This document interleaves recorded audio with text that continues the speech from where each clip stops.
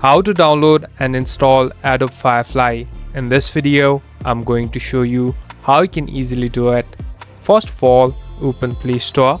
Now, here on the right bottom, you can find the search icon. Simply tap on the search icon. Now, on the top, at the search bar, search for Adobe Firefly. So it will pop up in the top. Simply tap on it.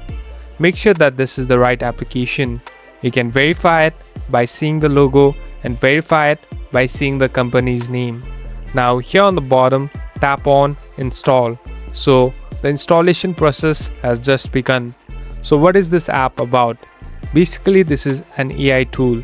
It is mainly used for generating high quality AI pictures. So it has been done. Now you can easily open and start using it.